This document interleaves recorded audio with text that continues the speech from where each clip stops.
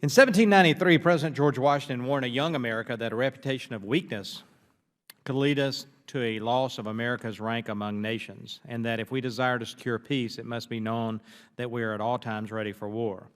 Washington also believed a uniform and well-digested plan was vital to meeting these objectives. While the need for strategic planning to pursue a position of strength and keep the peace finds relevance today, the United States seems to have forgotten Washington's counsel. Broken promises, faded red lines, budget constraints, a lack of support for traditional allies, and an increasing reliance on tactics rather than strategy have communicated U.S. weakness to a watching world. In 2013, Secretary John Kerry affirmed that the era of the Monroe Doctrine is over, effectively putting our other countries, such as China, on notice that the United States would no longer contend their actions in our neighborhood, the Western Hemisphere. In contrast to Roosevelt's policy of the good neighbor in 1933, the U.S. has drifted instead toward benign neglect toward the very countries that have the greatest potential to impact the daily lives of American people, those in Latin America and the Caribbean. China has taken notice, and China has stepped up into this vacuum of leadership. Today, China is weaving an intricate web of alliances in the Western Hemisphere through a vast array of diplomatic, economic, and military ties with multiple countries in the region. Although the United States remains the largest trading partner for Latin America, and I want to emphasize this, China is now the region's second largest trading partner and has free trade agreements with Chile, Peru, and Costa Rica. This year, China hosted the first ever China CELAC Summit in Beijing for Latin American and Caribbean nations. This organization expressly excludes both Canada and the United States. Since 2005, China has provided over $100 billion in credit to the region.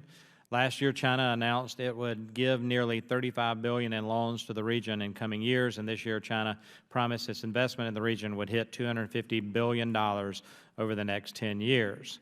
These are not just empty assurances. According to the Inter-American Dialogue, China has provided 16 loans valued at over $56 billion to Venezuela, 10 loans valued at $22 billion to Brazil, 10 loans valued at $19 billion to Argentina, and 12 loans valued at almost $11 billion to Ecuador.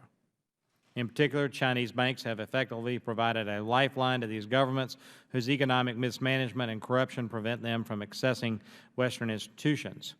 In return, China receives oil, in the case of both Venezuela and Ecuador.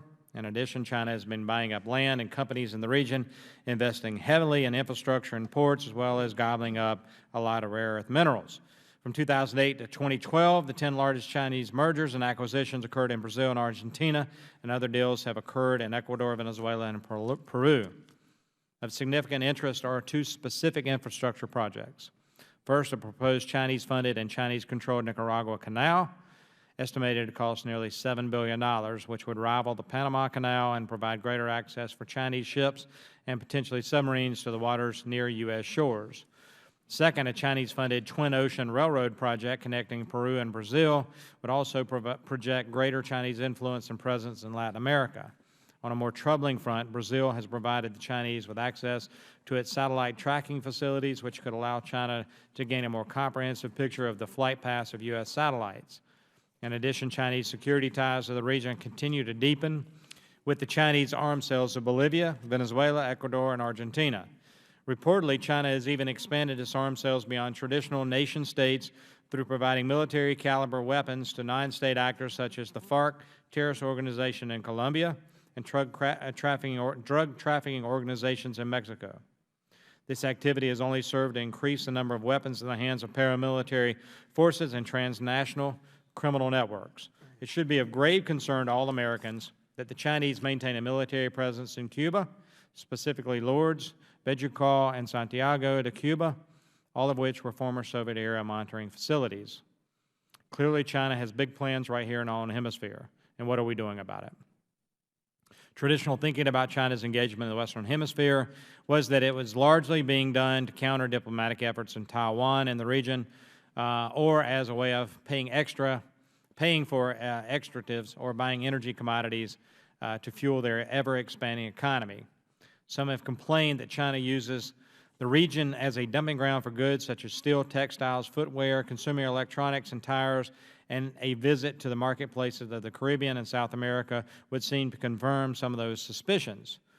Chinese companies operating in the region often bring their own workers, which they have no real effect on economic growth or jobs in places where they operate, creating a source of friction between China and the countries in the region.